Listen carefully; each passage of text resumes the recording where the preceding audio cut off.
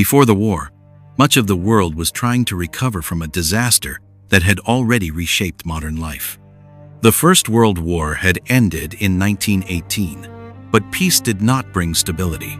Europe was physically damaged, economically exhausted, and emotionally scarred. Millions were dead. Empires that had ruled for centuries, German, Russian, Ottoman, and Austro-Hungarian, had collapsed. In their place stood new, fragile nations with uncertain borders and uneasy neighbors. Germany, in particular, carried a heavy burden. The Treaty of Versailles, the peace agreement that formally ended World War I, blamed Germany for the conflict and imposed severe penalties, loss of territory, limits on its military, and massive financial payments. Many Germans saw this as humiliation rather than justice. Their economy faltered. Inflation spiraled so badly in the 1920s that ordinary savings became worthless. Later, the Great Depression, an international economic collapse beginning in 1929, threw millions out of work across the world. Democracies appeared weak. People grew anxious, resentful, and willing to listen to leaders who promised strength and restoration. Out of this atmosphere rose Adolf Hitler. Hitler led the Nazi Party in Germany. He was a skilled speaker who offered simple explanations for complex problems. He claimed Germany had been betrayed, that it deserved power again, and that certain groups, especially Jews, were to blame for its suffering. His ideas were built on racism, extreme nationalism, and dictatorship. In 1933, he became Germany's chancellor, and soon he dismantled democratic institutions. Opposition parties were banned. The press was controlled. The state gained authority over daily life. Germany was no longer a democracy. It was a totalitarian regime, meaning the government sought control over nearly every aspect of society.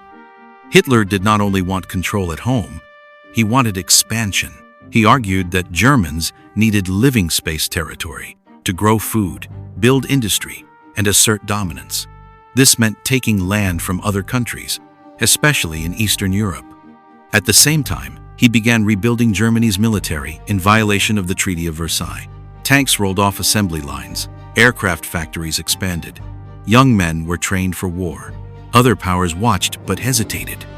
France and Britain had suffered deeply in World War I.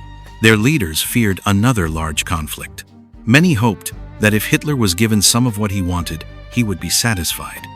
This policy, giving in to demands to avoid confrontation, is called appeasement.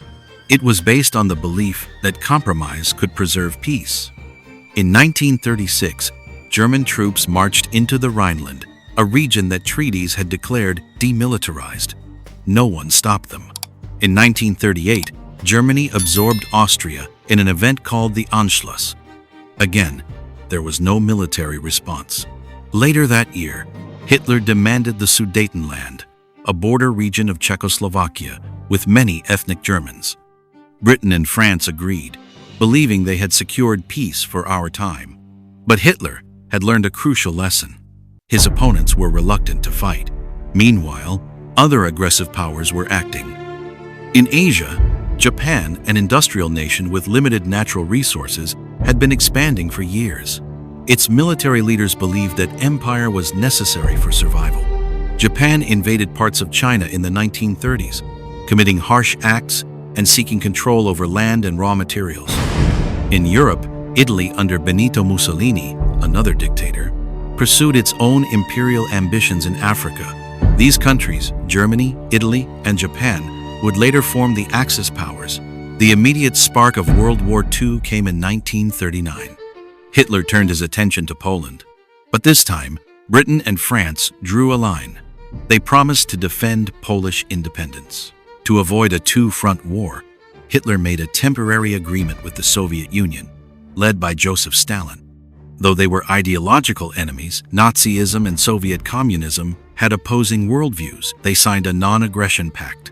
Secretly, they agreed to divide Poland between them. On the 1st of September 1939, German forces invaded Poland using a strategy later called Blitzkrieg, or lightning war fast.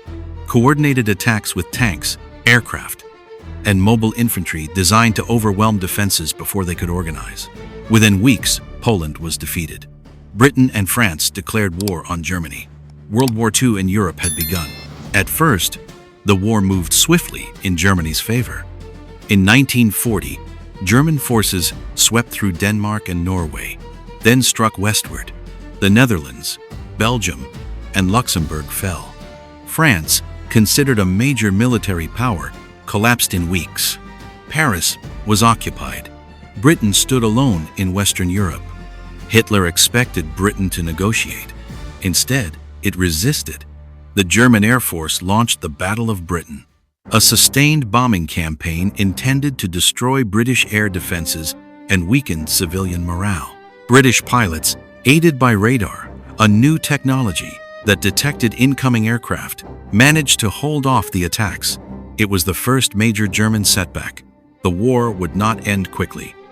In 1941, Hitler made a decision that widened the conflict dramatically. He invaded the Soviet Union.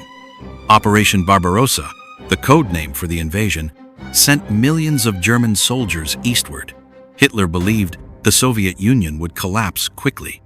At first, German forces advanced rapidly, capturing vast territories. But distance, harsh weather, and fierce Soviet resistance slowed them. The war in the East became a brutal struggle of endurance. At the same time, the nature of Nazi rule grew more horrific.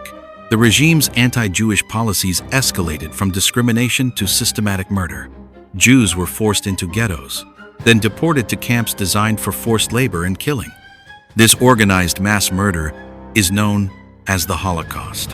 6 million Jews, along with millions of others, Roma, disabled people, political opponents, and more, were killed. It was genocide, the deliberate attempt to destroy an entire people. The war became truly global in December 1941.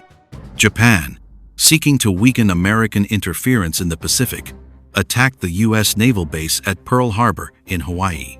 The assault damaged the American fleet and killed thousands.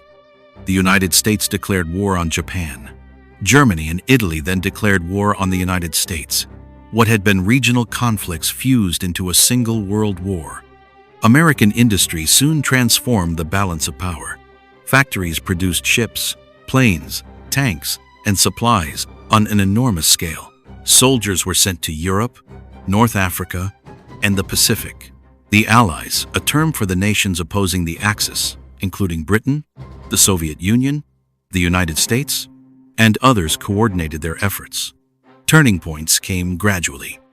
In the Soviet Union, the Battle of Stalingrad, 1942-43, ended in a decisive German defeat. An entire German army was surrounded and forced to surrender. In North Africa, Allied forces pushed Axis troops out. In 1944, the Allies launched D-Day, a massive amphibious invasion of German-occupied France. Troops landed on Normandy beaches, establishing a foothold that allowed Western Europe to be liberated. From east and west, Allied armies closed in on Germany. Cities were bombed, infrastructure collapsed. In April 1945, Soviet forces reached Berlin. Hitler, facing defeat, died in his bunker. Germany surrendered in May 1945. The war in Europe was over. In Asia, it continued. The United States fought Japan across islands in the Pacific, each battle costly. Japanese forces resisted fiercely. American leaders feared that invading Japan's main islands would cause enormous casualties. In August 1945, the United States dropped atomic bombs, new weapons releasing energy from nuclear reactions on Hiroshima and Nagasaki. The destruction was unprecedented. Japan surrendered soon after. World War II ended. The cost was immense. Tens of millions of people had died, soldiers and civilians. Cities lay in ruins. Entire regions were displaced. The Holocaust revealed the depths of human cruelty under a regime built on hatred and unchecked power. Yet from the destruction came change. The United Nations was formed to encourage cooperation and prevent future global wars. Former colonial regions began moving toward independence. The United States and the Soviet Union emerged as superpowers. shaping a new period of tension called the Cold War. The memory of the war influenced international law, human rights discussions, and the idea that aggression must be collectively resisted. World War II mattered because it demonstrated how economic instability, political extremism, and fear can erode democratic systems and lead to catastrophe. It showed the consequences of ignoring early warning signs and the dangers of ideology built on exclusion and superiority. It also showed the capacity for large-scale cooperation when nations choose to act together. Its legacy remains visible in borders, institutions, alliances, and in the enduring effort to prevent such a conflict from happening again.